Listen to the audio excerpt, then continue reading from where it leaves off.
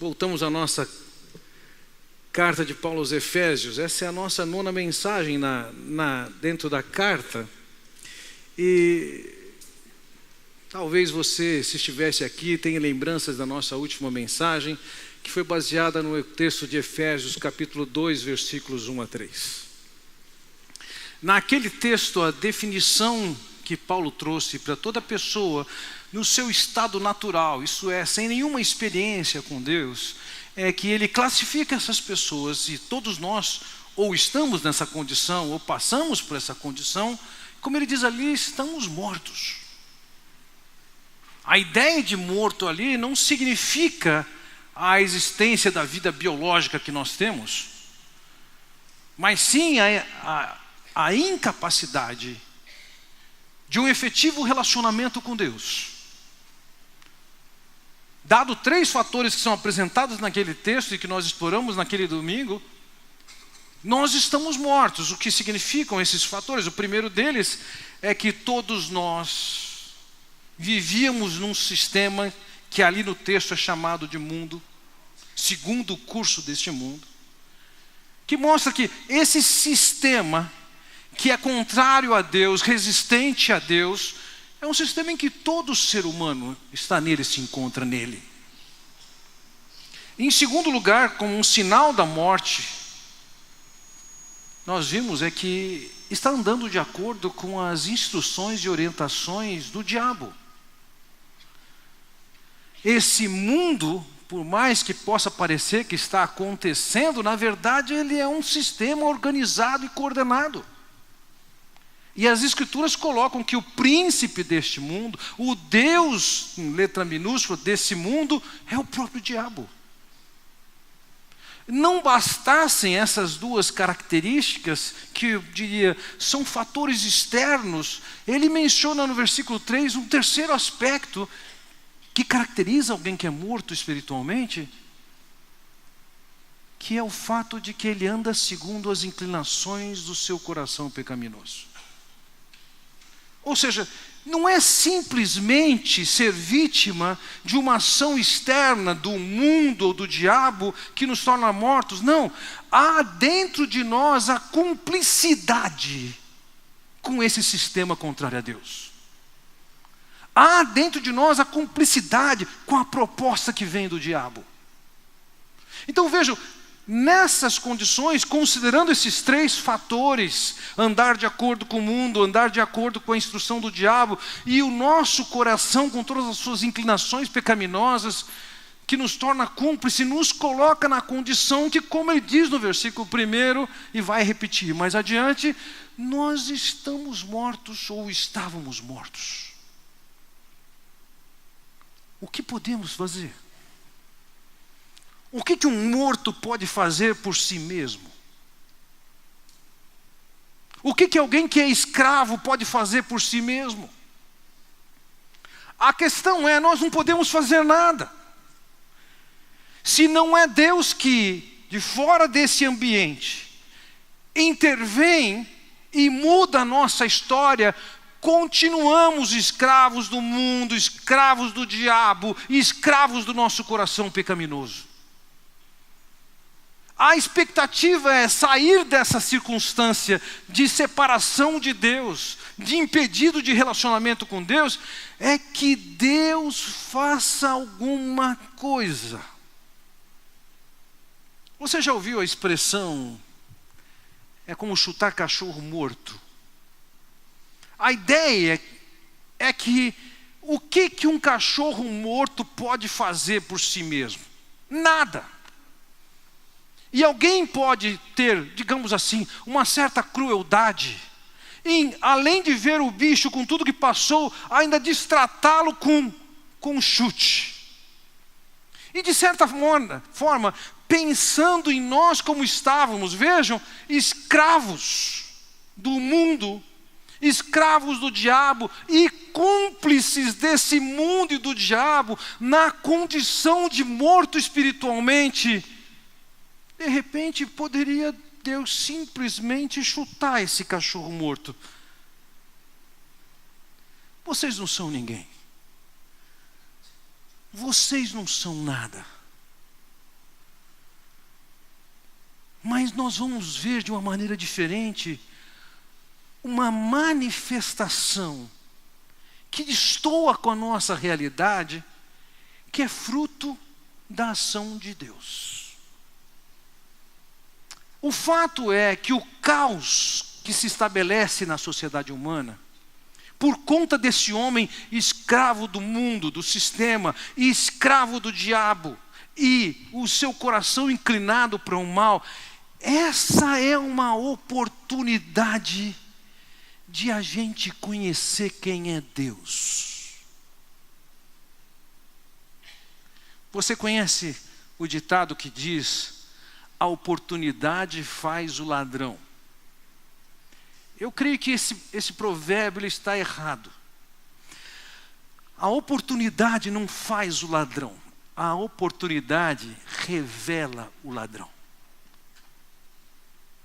Nas guerras, nos tumultos, nas ausências de lei, o que se percebe é uma realidade do ser humano desconhecida. E as pessoas dizem: nossa, numa guerra é possível ver o que o ser humano é capaz de fazer. Não é que a oportunidade criou um ser humano daquele tipo, com aquela crueldade. Não, a crise, ela permite a gente ver o ser humano tal como ele é.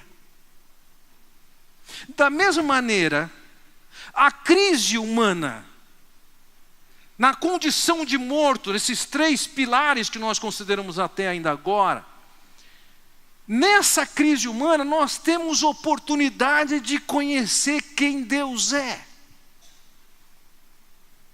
As evidências que asseguram a desesperança no mundo criam a oportunidade de conhecer os porquês da esperança que nós temos em Deus. Então, sem dúvida, por conta do pecado humano, da cumplicidade com o diabo, da cumplicidade com o mundo, nós estamos condenados e não temos esperança, exceto se Deus fizer alguma coisa. Então, o que eu quero considerar com vocês nessa noite é: temos esperança. Eu quero apresentar para vocês 2 porquês nós temos esperança, ainda que pudéssemos estar ou possamos estar na condição de escravos e de cúmplices do diabo, do mundo, do nosso coração inclinado para o mal. Quero lhes apresentar então aqui 2 porquês. Por que a gente pode ter esperança apesar do tamanho do nosso pecado? O primeiro porquê para o qual eu quero destacar aqui é o caráter de Deus. Lembra que eu disse? A ocasião revela o ladrão. A crise humana em que vivemos, no nosso relacionamento com Deus, revela quem é Deus. Porque diante da nossa rebelião, da nossa rebeldia, diante da nossa cumplicidade com o diabo, Deus poderia simplesmente ignorar, desprezar, passar de lado ou chutar como um cachorro morto. Mas esse texto das Escrituras nos revelam alguns aspectos fantásticos sobre o caráter de Deus. E nós vamos perceber nesses poucos versículos sobre os quais nós vamos nos debruçar nessa noite, capítulo 2, versículos 4 a 7, nós vamos perceber aqui que há uma quantidade razoável de palavras para descrever uma faceta do caráter de Deus. E como se não bastasse uma quantidade razoável de palavras, 4, nós ainda vamos encontrar palavras, expressões, adjetivos que superqualificam essas 4 características. Ou seja, além de focalizar na quantidade de palavras que descrevem o caráter de Deus que nos inspira a esperança, ele ainda as qualifica de uma maneira intensa e excelente. Quais são essas 4 palavras? Inicialmente, quero focalizar mesmo antes do meu enfoque aqui no que está em vermelho. Observe que ele começa o versículo 4 dizendo: todavia. Em algumas traduções mais antigas ele vai trazer, mas. Poderia ter colocado, porém, contudo, entretanto. A história humana da sua rebeldia, da sua cumplicidade, e o fato de estar escravizado e morto e impedido de se relacionar com Deus, é um ponto, mas não é um fim da história. Há uma adversativa aqui, que ele apresenta, apesar da realidade em que nós estamos, esperança. Todavia, ele diz, Deus que é rico em misericórdia. O primeiro traço do caráter de Deus que é apresentado aqui é que ele é misericordioso. E não é só que ele tem alguma misericórdia, ele é rico em misericórdia. O que é misericórdia? Aristóteles definiu misericórdia da seguinte maneira: um estado de preocupação emocional, preocupado por aqueles que imerecidamente sofrem alguma calamidade. Misericórdia, então, é você observar alguém que passou por uma tragédia e identificar naquela situação alguém que é um coitado, sofrido. Nós já tivemos a oportunidade aqui de desafiar vocês para a gente ter misericórdia de algumas pessoas que passaram por tragédias. Anos atrás, diante da calamidade na região do Paraná, em que teve uma enchente, todo aquele lugar foi destruído, vidas foram perdidas. Vários de vocês doaram recursos, roupa, dinheiro. Uma equipe da igreja foi para lá para assistir aquele povo. Em outra ocasião, nós olhamos aqui para a cidade de Sumaré, também uma tragédia com chuva. E roupas foram enviadas para lá. Por ocasião do terremoto do Haiti, nós identificamos ali um seminário que tinha sido destruído pelo terremoto. E alguns de vocês contribuíram efetivamente para que aquele seminário fosse reconstruído. Por quê? Porque nós olhamos a tragédia pela qual eles passaram e nós tivemos dó, tivemos pena, nos compadecemos.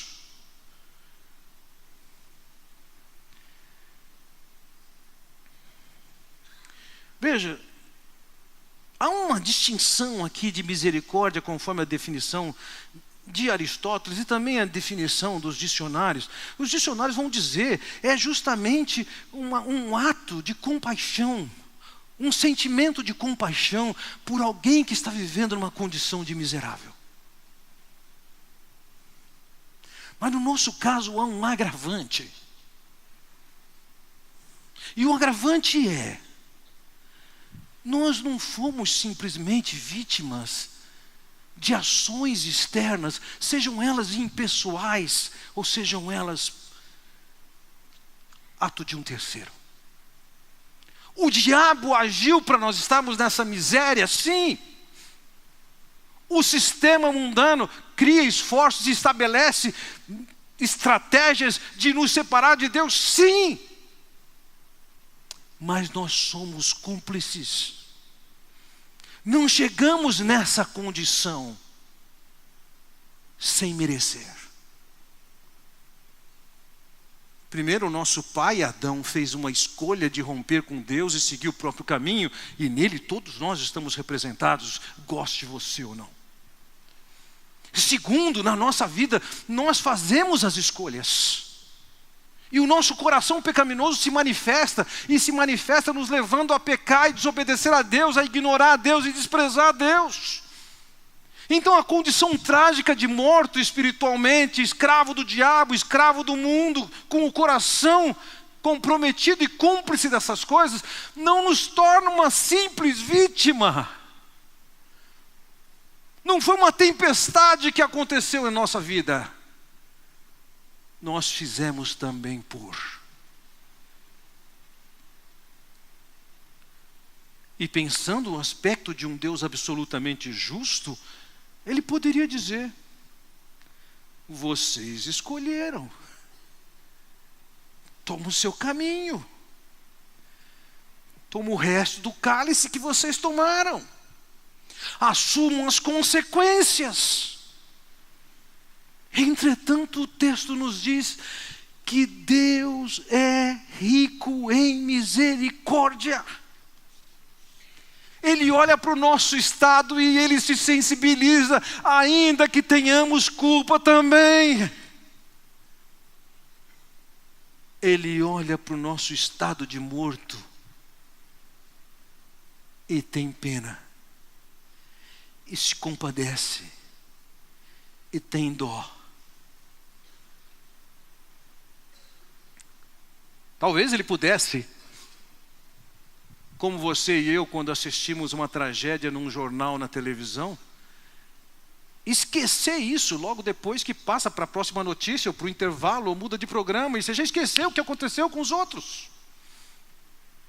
Você até teve um momento de compaixão, de dó, mas passou. No caso aqui, não. Olha o que o texto diz: todavia, Deus, que é rico em misericórdia, pelo grande amor com que nos amou. Percebe como Ele intensifica essas palavras? Ele é rico em misericórdia. Ele não é simplesmente misericordioso. E Ele não é simplesmente amoroso. Ele é um grande amoroso. O que vem a ser isso? A ideia de amor nessa carta já apareceu no capítulo 1, nos versículos 4, versículo 15, e de forma verbal no versículo 6 também, do capítulo 1. Agora vejam, aqui nós percebemos que Deus está olhando para nós com um coração que é um traço do seu caráter. Ele é misericordioso, e a palavra que é empregada aqui para descrever que Ele tem um grande amor, também descreve o seu caráter. Deus muito bem poderia ser indiferente ao nosso caso. Aliás, Ele até poderia, supostamente, retalhar-nos por causa da nossa postura e os resultados que nós provocamos. Se vira. Você quis isso, assuma. Mas aqui o texto diz que não. Que Deus, por causa do seu grande amor, pelo seu grande amor. Os gregos tinham palavras diferentes para descrever amor. Podia empregar uma palavra que descrevia o amor, aquela postura acolhedora com as outras pessoas. Podia usar uma palavra que descrevia o romantismo. Podia empregar uma palavra que descrevia a atração sexual. Podia empregar uma palavra que descrevia a amizade. Mas aqui ele empregou uma palavra que era muito pouco comum ou pouco usada na sociedade, de uma forma geral. E era uma palavra que descrevia um amor que antes de ser um ato, era uma expressão unilateral. No caso do amor, amizade, a gente faz as coisas pelas pessoas porque a gente gosta delas. Encontramos algum tipo de afinidade, alguma coisa em comum. Isso é natural.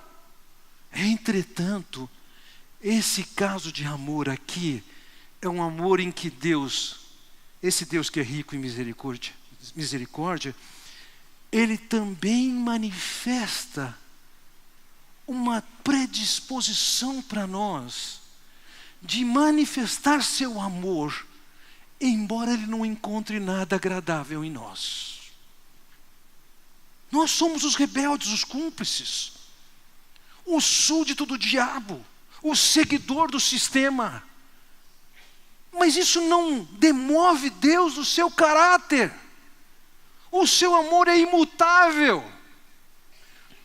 O apóstolo Paulo, quando escreve aos Romanos, no capítulo 5, a partir do versículo 5, ele diz o seguinte: e a esperança não nos decepciona, porque Deus derramou o seu amor em nossos corações, por meio do Espírito Santo que Ele nos concedeu.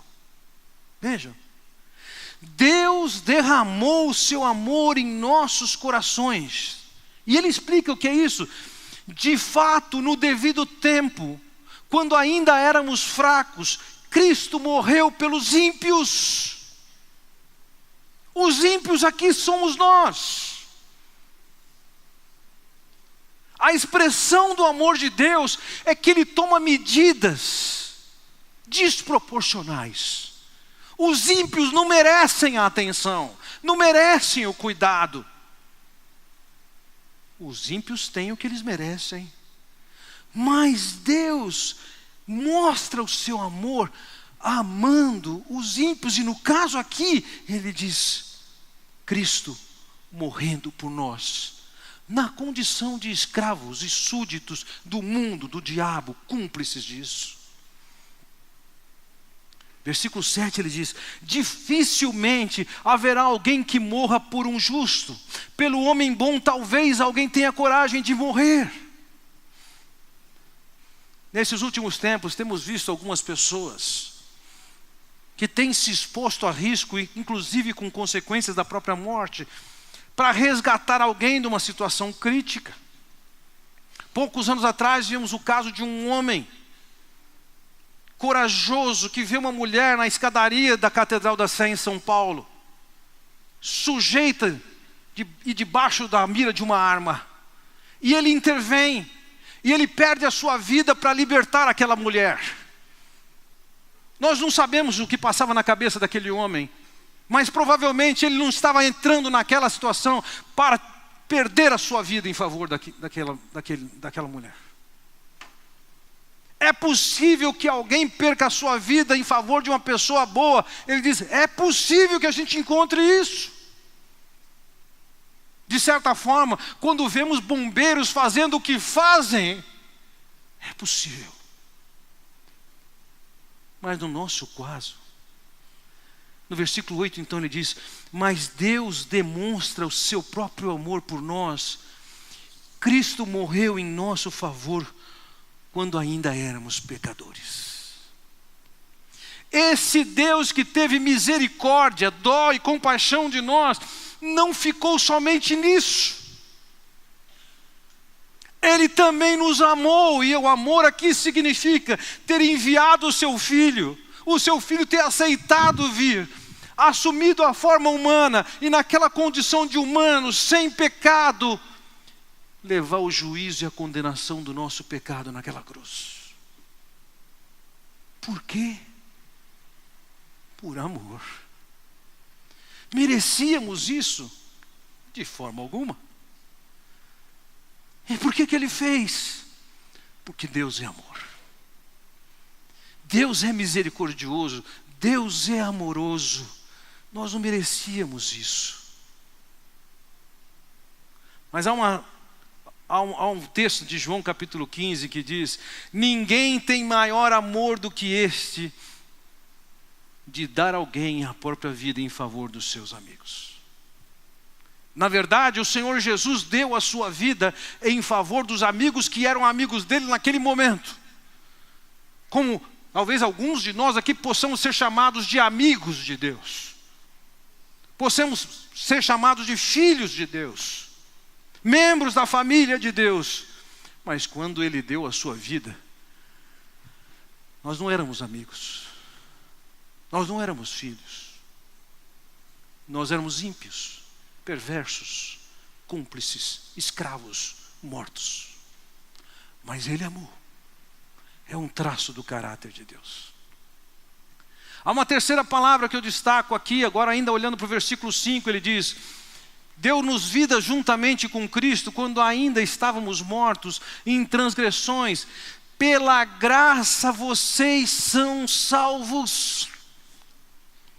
A palavra graça ele vai repetir mais adiante no versículo 7, e observe a maneira como ele intensifica esse conceito de graça, quando ele diz, para mostrar nas eras que hão de vir a incomparável riqueza de sua graça. Vejam, incomparável riqueza de sua graça. Não é só graça, mas é uma abundante graça, superabundante graça, como cantamos. O que é graça? Nós não vamos encontrar uma palavra melhor, não vamos encontrar uma nova descrição. Graça é um ato de favorecimento a quem não merece. O que os mortos, súditos e cúmplices do diabo e do mundo deveriam merecer? A condenação, o ser ignorado. Mas isso não é do caráter de Deus. Esse Deus, além de misericordioso e amoroso, Ele é incomparavelmente rico em graça. Ele favorece quem não merece. E por sua própria iniciativa, Ele nos habilita. Ele toma as providências necessárias para nos colocar no cenário divino novamente. Nós não merecíamos isso. É interessante esse conceito de graça. Ele sempre está presente numa relação de uma pessoa maior para uma pessoa menor. Não é a pessoa menor que agracia a maior. Não somos nós que podemos agraciar a Deus. Mesmo porque qualquer bom que pudesse ser feito por Deus, Ele é digno, Ele é merecedor. Isso não é graça. É uma expressão de apreciação, de louvor, de gratidão, mas isso não é graça. Graça é o que Deus faz por nós. Graça é um traço do caráter de Deus. O Deus que é misericordioso é um Deus que também é amoroso. E é um Deus que também é gracioso. E há uma quarta palavra aqui que descreve essa faceta do caráter de Deus. Veja no versículo 7 mesmo. Para mostrar nas eras que hão de vir a incomparável riqueza de sua graça, demonstrada em sua bondade para conosco em Cristo Jesus. Essa palavra aqui traduzida por bondade, foi uma palavra que no primeiro século foi usada para descrever os cristãos. Cristo, em grego, é a palavra Christos. E a palavra empregada aqui para bondade é a palavra Christos. Christos. Christos. Uma distinção sutil de um E para um I. Ou de um I para o E, melhor dizendo.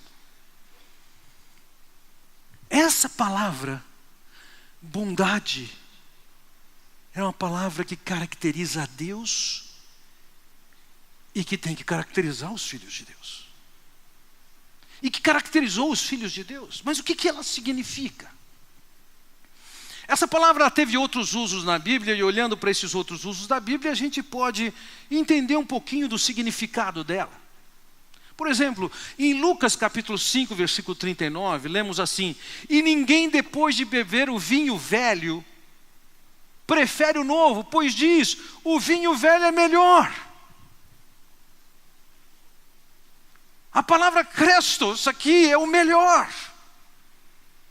Quando se produz um vinho e esse vinho é novo, ele pode ser seco, áspero, duro. Você bebe, é duro de beber. Mas com o envelhecimento, o vinho perde aquela pegada dura e seca e ele se torna mais suave. Então a palavra Christos, ela foi usada para descrever um vinho suave. Numa outra ocorrência dessa palavra, é quando o Senhor Jesus diz em Mateus capítulo 11, versículo 30, porque o meu jugo é suave e o meu fardo é leve. A ideia é, o que eu coloco sobre os seus ombros, que é sua responsabilidade, as orientações, as instruções, as exigências que eu estou colocando sobre você, elas são suaves. Você pode carregar, É viável para você fazer o que eu estou falando. Então veja, a figura do vinho macio, suave, a figura de um fardo que é suave, é o que descreve o caráter de Deus. Por mais que Deus seja verdadeiro e contrário a todo tipo de pecado, há um traço no caráter de Deus que, somando, Ele é misericordioso, Ele é amoroso, Ele é gracioso e Ele é suave. Ele não é duro, Ele é suave. Como isso? Há um texto das Escrituras que, ainda que não empregue essas palavras, descreve bem essa suavidade de Deus, essa bondade de Deus. Me refiro aqui a Isaías capítulo 40, versículo 11, que diz assim: como pastor ele cuida de seu rebanho, com o braço ajunta os cordeiros e os carrega no colo. Conduz com cuidado as ovelhas que amamenta as suas crias. Essa figura de Deus como pastor para mim é fantástica. É importante você saber, cuidar de ovelhas, e essa é uma função de um pastor, é muito diferente de cuidar de bovino. Vocês já, mais velhos, já assistiram um monte de filme de bang bang, etc., em que o camarada vai com o cavalo, gritando, jogando o cavalo na direção do rebanho, e o rebanho vai indo embora. Esse é o jeito. Mas com ovelha não é assim. Com ovelha, em geral, o pastor vai andando e as ovelhas vão atrás. A relação entre o cowboy, o vaqueiro e o gado é diferente da relação do pastor com as suas ovelhas. Mas no caso, esse pastor aqui, de Isaías 40, que descreve o caráter de Deus, está dizendo o seguinte: ele com os braços ajunta os cordeiros e os carrega no colo. Deus não é indiferente com aquele que é pequenininho, limitado. Ele chega a pegar no colo quem precisa ser pego no colo. No meio desse rebanho, tem ovelhas que estão prenhas, tem ovelhas que amamentam. Ele não está, vai, vamos. Não. Esse Deus se caracteriza pela sensibilidade, pela suavidade, pela bondade. Então, ainda que o homem no seu estado natural, rebelde a Deus, cúmplice do diabo, cúmplice do mundo, seu coração inclinado para o mal, nós ouvimos a história de um Deus que é, ao mesmo tempo, isso é traço do caráter dele, Ele é misericordioso, Ele é amoroso, Ele é gracioso, Ele é bondoso. E isso é uma razão para nós termos esperança. A esperança não está em nós. Como ele disse no versículo 1, vocês estavam mortos, não tem esperança em nós. Mas, porém, todavia, contudo, há um Deus assim. Então tem esperança. Esperança que nos inspira, ou que é inspirada pelo caráter de Deus. Mas há um segundo porquê da esperança que nós temos. E aqui eu percebo, ele apresenta não mais os traços do caráter de Deus, mas sim as ações desse Deus com esse caráter. Ele toma medidas objetivas para que haja esperança para nós. E quais são essas medidas? Veja, a primeira delas eu focalizo com vocês no versículo 5. Deu-nos vida juntamente com Cristo, quando ainda estávamos mortos em transgressões. Pela graça vocês são salvos. Em algumas das traduções de vocês, os tradutores preferiram trazer do versículo 5 essa declaração e colocaram já no versículo 1 para você entender melhor o contexto todo. Mas efetivamente ela só aparece no versículo 5. Depois de descrever a condição de morte espiritual, no versículo 5 então ele diz: Ele deu-nos vida juntamente com Cristo. Nós estávamos mortos, inabilitados, incapazes, sem condições de nos relacionarmos com Deus, mortos. Agora ele vai usar um verbo grego que a palavra dele significa fazer, viver juntamente com. Nós não temos um verbo parecido com isso. A tradução literal do verbo é fazer, viver juntamente com. Aqui o verbo foi traduzido deu vida juntamente com.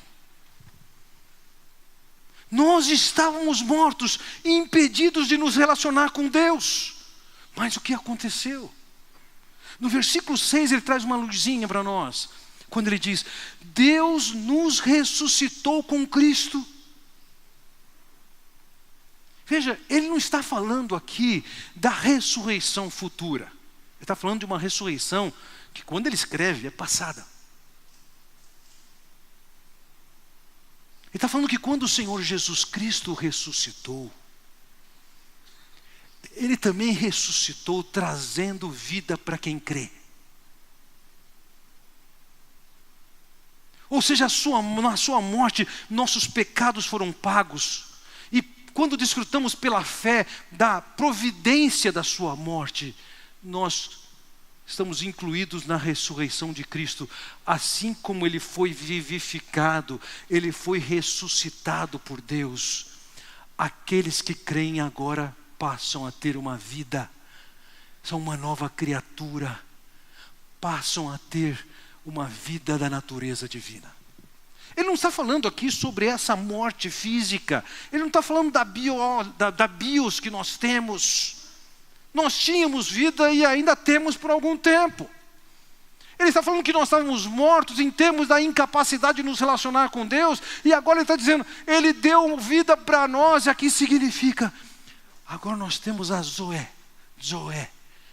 uma vida que nos permite nos relacionarmos com Deus. Antes, nós estávamos absolutamente mortos, impedidos, sem nenhuma condição de nos relacionarmos com Deus. Agora Deus diz, foi dado vida para vocês. E não somente deu vida. Veja no versículo 5 ele diz, deu-nos vida juntamente com Cristo quando ainda estávamos mortos em transgressões. Pela graça vocês são salvos. Nós não precisamos de ir longe, só voltarmos nos versículos 1 a 3, nós entendemos qual era a situação trágica que nós nos encontrávamos. Mortos, súditos do mundo, súditos do diabo, com um coração inclinado para o mal, cúmplice do mundo e do diabo. Como podíamos sair disso? Não podíamos sair disso por nós mesmos. Então esse Deus, que é misericordioso, amoroso, gracioso e bondoso, Ele intervém para nos salvar dessa condição. Ele leva seu filho à cruz e esse vai voluntariamente. Ele entrega a sua vida para que os nossos pecados sejam punidos naquela cruz. E nós, que estávamos mortos espiritualmente, fomos salvos dessa condição de mortos espirituais. Nós que estávamos alijados do relacionamento com Deus, separados de Deus, agora fomos atraídos para nos relacionarmos com Deus. Nós que não tínhamos condições de nos relacionar com Deus, ganhamos uma vida que nos permite falar com esse Deus. Nós que tínhamos culpa e estávamos condenados, fomos libertos da culpa e da condenação naquela cruz. Nós que estávamos condenados pela eternidade a viver a parte de Deus, fomos salvos dessa condenação. Nós que estávamos alienados de qualquer bênção que Deus tinha para nós, fomos salvos para desfrutar dessa bênção. Um Deus com esse caráter misericordioso, amoroso, gracioso e bondoso, é o Deus que age, que nos dá vida, que nos dá salva e nos faz uma terceira coisa. Versículo 6. Deus nos ressuscitou com Cristo e com Ele nos fez assentar nos lugares celestiais em Cristo Jesus. O que é isso? Deus nos fez assentar nos lugares celestiais. Nós vamos ter que voltar 3 domingos ou 3 mensagens atrás, quando eu preguei para vocês, no capítulo 1, versículo 20 e 21. Eu me refiro a 3 mensagens que eu preguei. Veja o que diz lá. No versículo 20 ele diz: esse poder ele exerceu em Cristo, ressuscitando-o dos mortos e fazendo-o assentar-se à sua direita nas regiões celestiais. Depois que Cristo morreu, ele foi ressuscitado e ele subiu aos céus. E Deus o colocou num lugar, conforme o versículo 21 vai descrever, muito acima de todo governo e autoridade, poder e domínio, e de todo nome que se possa mencionar, não apenas nessa era, mas também na que há de vir. Depois da morte e da ressurreição de Cristo, Cristo é levado para ocupar uma posição de autoridade da mais alta, tirando o Pai que o colocou naquela condição. Não há quem ameace a sua posição, não há quem ameace o seu poder, não há quem ameace a sua autoridade. Ele foi colocado naquela esfera mais nobre, mais alta, o ambiente do exercício pleno da soberania de Deus. Mas o que vemos no versículo que lemos há pouco, é que além de ele ser colocado nessa posição, nós também fomos colocados.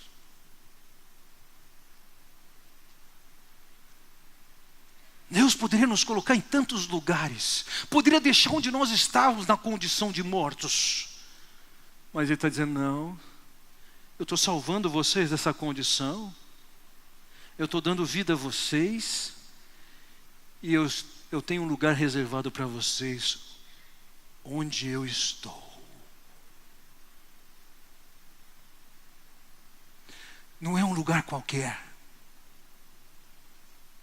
É como se você fosse convidado e ganhasse alguns ingressos para assistir um jogo de futebol.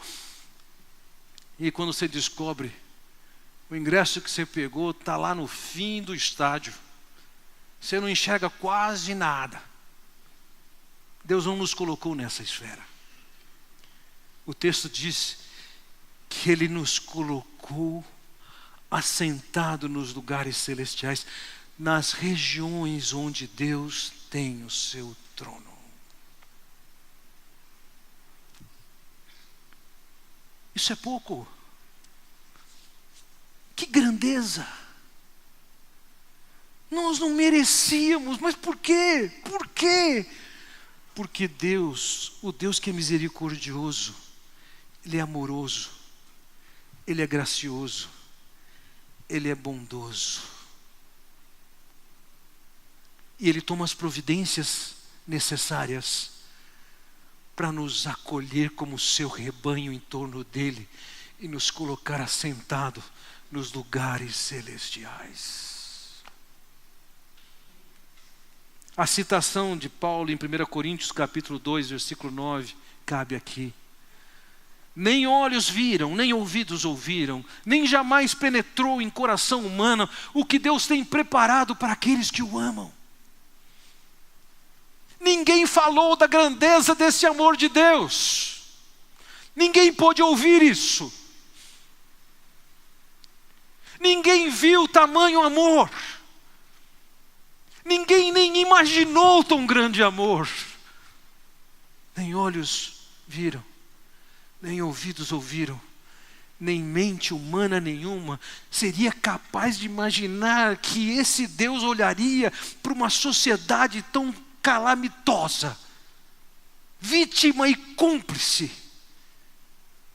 pudesse encontrar um Deus misericordioso, amoroso, gracioso e bondoso, que nos salvasse dessa condição, que nos colocasse na esfera celestial, que nos desse vida para nos relacionarmos com Deus. Meus irmãos, o que é que Deus quer? Veja o que diz o versículo 7. Para mostrar nas eras que hão de vir a incomparável riqueza de sua graça, demonstrada em sua bondade para conosco em Cristo Jesus. O alvo de Deus é o seguinte: o que Ele está fazendo, Ele quer mostrar por todas as eras futuras a incomparável riqueza da sua graça, a bondade de Deus conosco. Talvez não em outra era, na mesma era, mas mais para frente, talvez menos do que 2000 anos, ou mais perto disso, que Paulo escreveu isso. Cá estamos nós, ouvindo essa mensagem, e acolhendo essa mensagem, e desfrutando dessa mensagem. Mas pela eternidade, essa mensagem vai ser admirável. Anjos devem olhar para essa história e admirar o que Deus fez conosco. Quero terminar minha mensagem com o texto de Apocalipse, capítulo 7, em que diz: depois disso olhei diante de mim, e estava uma grande multidão que ninguém podia contar, de todas as nações, tribos, povos e línguas. Nós aqui. É uma visão de como nós estaremos lá em Apocalipse 7, 9. João teve uma visão de o que vai acontecer. E lá, pessoas de todas as nações, tribos, povos e línguas, de pé diante do trono e do Cordeiro, com vestes brancas e segurando palmas, e clamavam em alta voz: a salvação pertence ao nosso Deus, que se assenta no trono, e ao Cordeiro. Todos os anjos estavam de pé ao redor do trono, dos anciãos e dos 4 seres viventes. Eles se prostraram com o rosto em terra diante do trono e adoraram a Deus, dizendo: amém. Louvor e glória, sabedoria, ação de graças, honra, poder e força sejam ao nosso Deus para todos sempre. Amém. É para nós expressarmos essa gratidão hoje. E nós vamos expressá-la pela eternidade. Tal grandeza de amor, de bondade, de misericórdia, de graça. Deus nos tirou da lama e nos colocou nos lugares celestiais. Meus irmãos, logo nós vamos poder cantar, exaltar esse Deus por essa sua grande graça. Vamos orar. Pai Celestial, quero te agradecer pela oportunidade que temos de nos debruçarmos sobre a Tua Palavra e ouvirmos a revelação que vem de Ti, descrevendo quem o Senhor é, o Seu caráter e o que o Senhor tem feito por nós. Louvado seja o Teu nome, Senhor. Que cada um de nós aqui possa dobrar seus joelhos, levantar sua voz e exaltar-te por tão grande amor, tão grande bondade, tão grande misericórdia, tão grande graça. Louvar-te porque nos tirastes da tragédia e da calamidade e nos garantiu um lugar bem junto a Ti. Eu oro, Pai, no nome do Senhor Jesus. Amém. Que Deus nos abençoe.